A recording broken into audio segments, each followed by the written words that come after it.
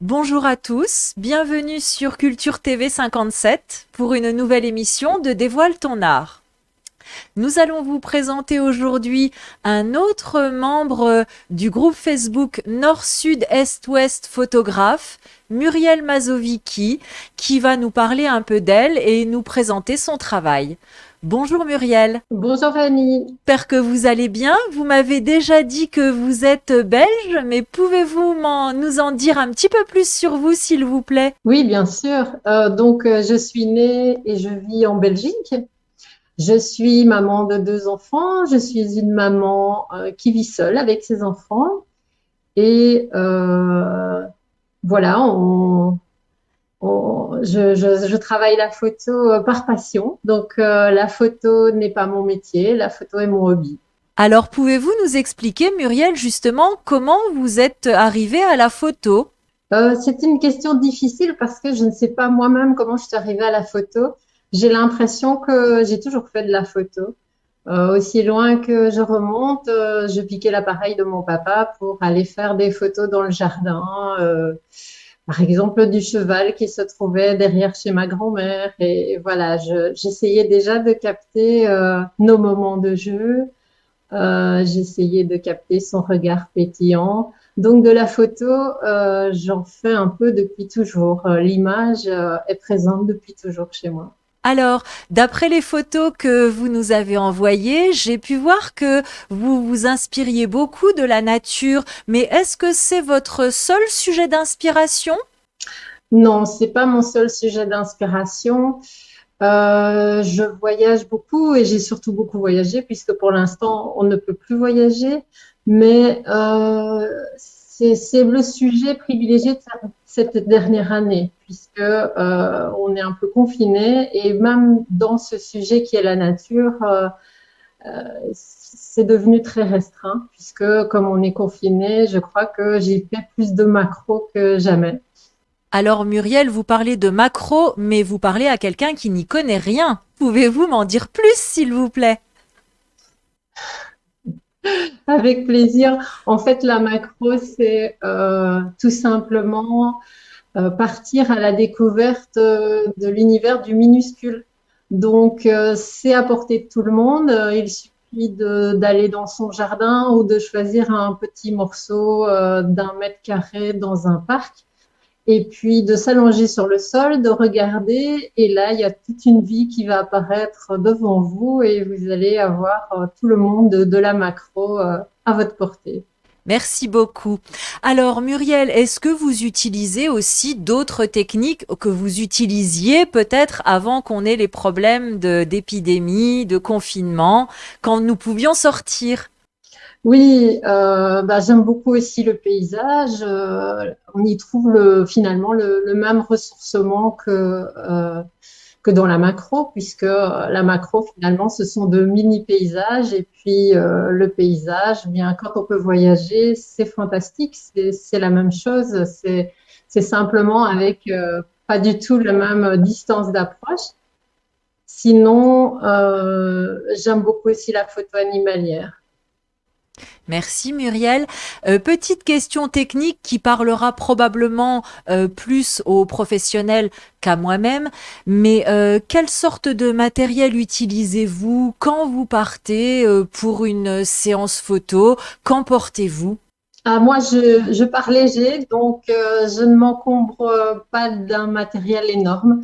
J'ai un appareil photo réflexe intermédiaire auquel on s'est adapté plusieurs types d'objectifs. Donc, avant de partir, je choisis le matériel en fonction de ce que j'ai envie de faire. Si je veux faire de la macro, je prends un certain objectif. Si je veux faire du paysage, j'en prends un autre. Mais je pars léger en général. Je ne m'encombre pas de grand-chose. Et je pars à la découverte en fonction un peu de l'univers que je rencontre et de ce que j'ai pris avec moi. Et quels sont les détails auxquels il faut faire attention quand on veut faire une bonne photo? Les détails, ça doit être le détail le plus important, c'est sans doute la lumière. Donc, en fait, quand on veut faire une belle photo, on doit dessiner avec la lumière. Donc, on doit vraiment, en fonction de l'émotion qu'on veut faire passer, prendre la lumière comme partenaire. Et est-ce que quand vous faites vos photos, vous parlez de faire passer des émotions, vous ne faites passer que vos émotions du moment ou vous essayez parfois de faire abstraction de vos émotions pour essayer de faire passer autre chose ou de montrer autrement peut-être un paysage, un objet? J'essaie pas du tout de faire passer mes propres émotions, mais plutôt de l'émotion. Donc, c'est vraiment en fonction de ce que m'inspire le sujet. Je vais entrer dans une concentration assez importante pour pouvoir faire passer l'émotion du moment ou l'émotion que m'inspire ce sujet-là. Et donc, ce n'est pas forcément mon émotion, c'est l'émotion que m'inspire le moment ou le sujet. Alors, vous est-il arrivé, Muriel, parfois de retoucher certaines photos pour les améliorer ou pour donner des effets un petit peu différents de la réalité, si on peut dire ça comme ça? Non. En fait, c'est souvent une grande discussion entre photographes. Est-ce qu'on fait des retouches photos? Est-ce qu'on n'en fait pas? Je fais plutôt partie de ceux qui n'en font pas du tout. Donc, je fais plutôt tout ce qui est mise en scène et jeu de lumière à la prise de vue. Maintenant, il y a moyen d'avoir de très beaux résultats aussi avec des logiciels photo, mais mon but premier, c'est de passer un moment dans la nature, à l'extérieur et pas devant mon ordinateur à faire de la retouche photo. Donc, c'est vraiment sur le terrain que je privilégie tous les réglages nécessaires pour arriver à un bon résultat. Merci. Et alors, une petite question, y a-t-il un grand photographe ou des photographies célèbres qui vous ont peut-être frappé, touché et qui vous ont donné envie également de vous diriger vers cet art? Un peu comme tout le monde de mon époque, j'imagine, il y a forcément Robert Doisneau qui a influencé beaucoup mon regard en tant qu'adolescente et je me souviens que on voyait ses photos un peu partout. On était très impressionnés par sa photo de rue, par l'émotion qu'il faisait passer dans ses photos avec ses enfants qui marchent sur les mains. Ou alors le baiser des amoureux dans Paris. Donc oui, bien sûr, à ce moment-là, c'était certainement lui qui m'impressionnait le plus, même si par après, évidemment, j'ai mon regard qui a évolué. Et actuellement, il y a énormément de photographes nature qui sont autour de moi et qui, évidemment, m'influencent et m'inspirent. Il y a aussi des photographes qui font plus des portraitistes. Je pense à Madame Norok qui, elle, fait des portraits fantastiques de femmes du monde et qui est très inspirante. Et alors, est-ce que vous vous êtes essayé déjà un peu comme Robert Doisneau, parce que bien sûr tout le monde le connaît et tout le monde a l'image du baiser en tête, de scènes de la vie courante capturées sur le vif, si l'on peut dire, parce qu'on sait que le baiser a été très travaillé quand même. Est-ce que vous vous êtes essayé au noir et blanc, peut-être au sépia? J'aime beaucoup la couleur, donc j'ai difficile de m'en séparer. Maintenant, c'est vrai que le noir et blanc apporte une dimension supplémentaire. Il permet vraiment d'isoler la scène et d'enlever plein d'éléments qui pourraient distraire du sujet qu'on veut faire passer.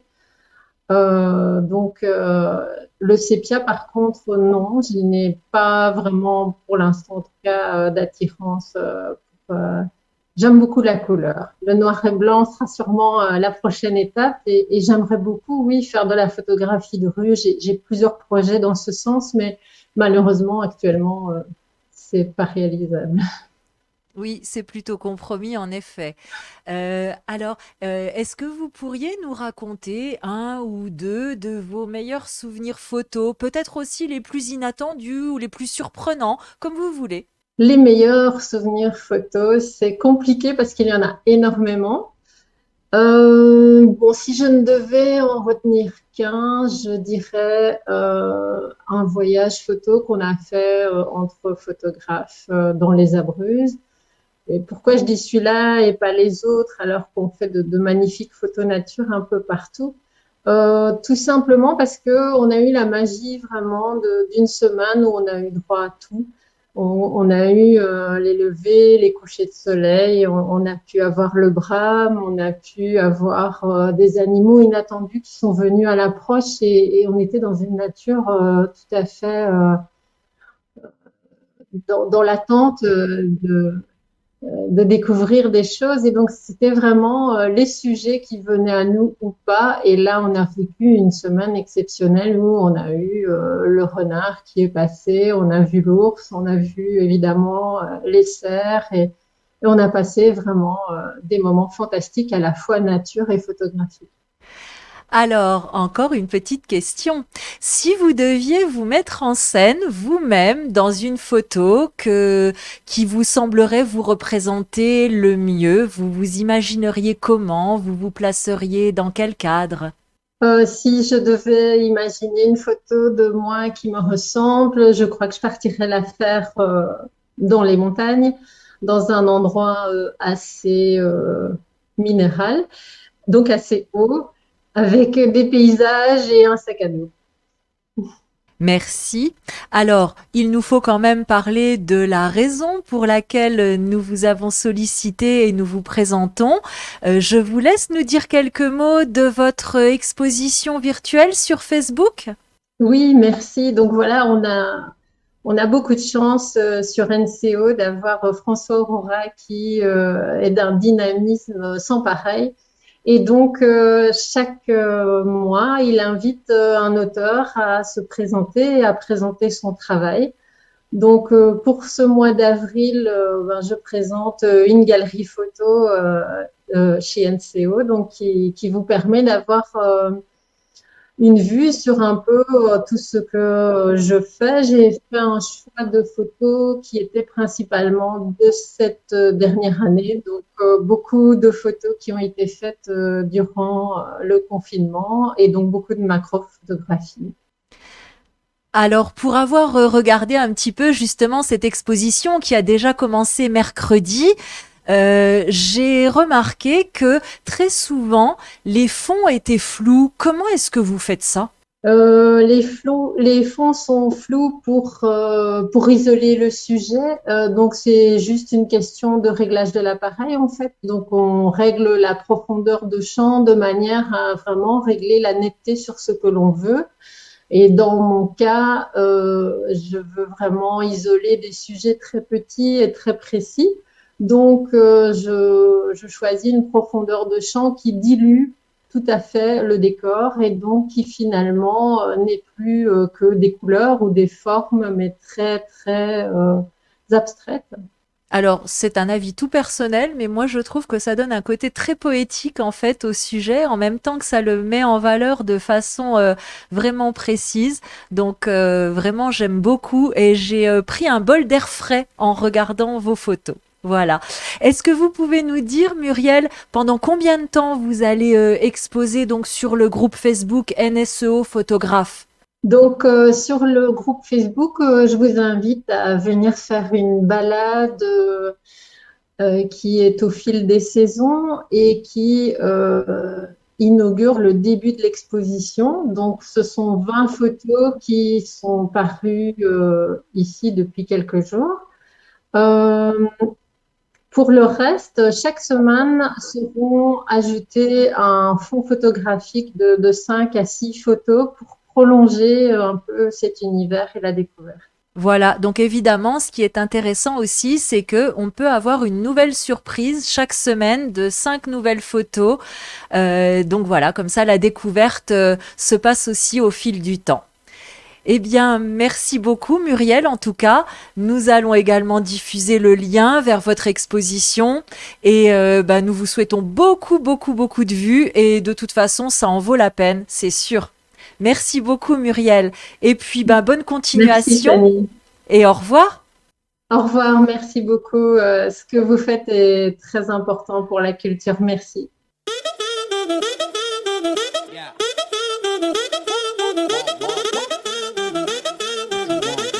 Yeah.